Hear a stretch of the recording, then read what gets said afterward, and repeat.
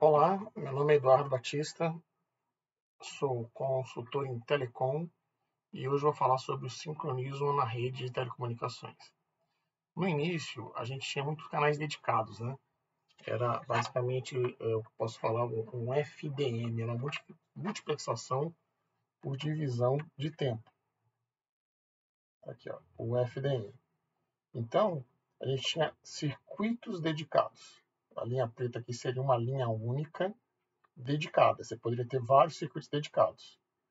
Depois começou a ter uma situação de você dedicar uma frequência dentro de um circuito físico. Então, esse tubo aqui seria dentro de um circuito físico, você teria várias frequências. Então, essas frequências também eram dedicadas. Né? Você tem um F1, um F2, um FX para ligar os usuários. Você teria um usuário de A para B, que era dedicado a uma frequência que veio do dedicado no circuito físico. Ok. Depois, o que aconteceu? Em função da demanda de serviço, foi necessário otimizar mais ainda esse meio físico. Né? Já tinha otimização pelas frequências, né? Dentro do meio físico, tinha o sistema carrier, que a linha não podia ser popinizada, tinha até um limite de 3 a 5 km para usar esse circuito físico, com circuitos dedicados, que logicamente eram frequências dentro do circuito físico.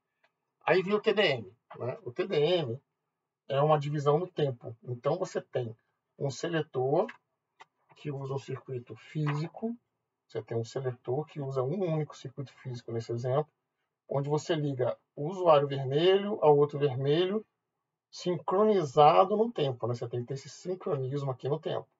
Então, você vai ter um T1 para o vermelho, um T2 para o azul, um TX para o verde, num único meio físico. Inclusive, dá para sincronizar também usando a situação anterior, onde você tinha os canais em frequência fazendo uma utilização já do meio físico virtualizado em frequência e multiplexando esses tempos, esses canais em tempo. Então, aí começou a complicar a coisa, né? Foi necessário incluir um sincronismo entre a ponta A e a ponta B.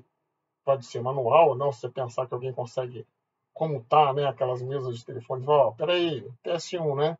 Vai ligar o vermelho, então comuta esse meio físico no tempo e liga lá. A gente pode pensar de forma manual, uma multiplexação em divisão de tempo de um canal físico, mas podemos pensar também numa situação automática, onde você vai ter esse sincronismo. E aí sim, aí começou a crescer a demanda, continua, e veio a parte digital das coisas. Então, a gente vai falar agora do antigo 2 mega, né? 2 meguinha, que era 2 megabits por segundo, onde você tinha dois elementos nas duas pontas, os MUX de primeira ordem, normalmente são de 30 canais na estrutura europeia, né? Tem os 24 canais do americano, mas vou focar aqui no europeu. Então, você tinha um tempo aí de 125 milissegundos para mandar 32 time slots de 64K. Então, dá para 125 milissegundos, onde cada canalzinho desse tem 3,9 microsegundos. E você conseguia colocar as informações dentro desse time slot, que é o antigo 64 kbps. Tinha taxas menores, né? 1.200, 2.400, algumas taxas subdivididas do 64.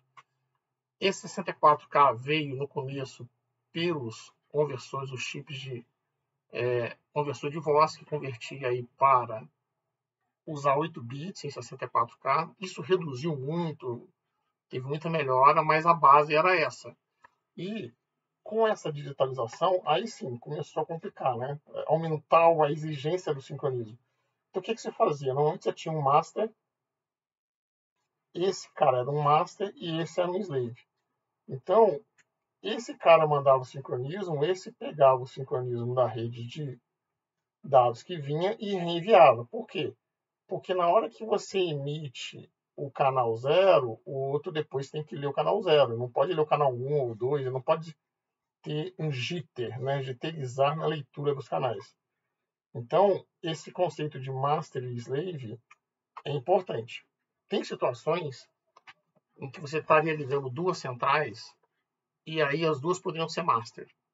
Aí vem o conceito do GPS. Você teria que ter um GPS em cada ponta para fazer um global, né? Existia muito de usar de uma operadora maior, né? O pessoal fazia muito da Embratel, porque eles tinham 2 MB deles, então usava eles para sincronizar uma cadeia dentro de outras operadoras.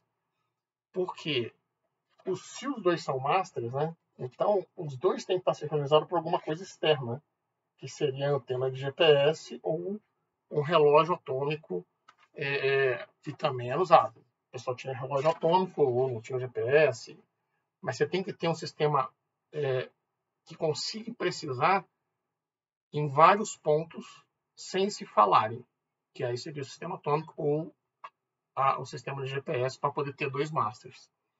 Então, basicamente é isso, né? Da necessidade de sincronismo na rede de telecom. Então vamos lá para o nosso resumo, tá? O resumo é o seguinte: a gente tem o FDM, né, onde você dedica os canais ou dedica a frequência. Você tem aqui o vermelho, azul, pretinho, um canal físico dedicado.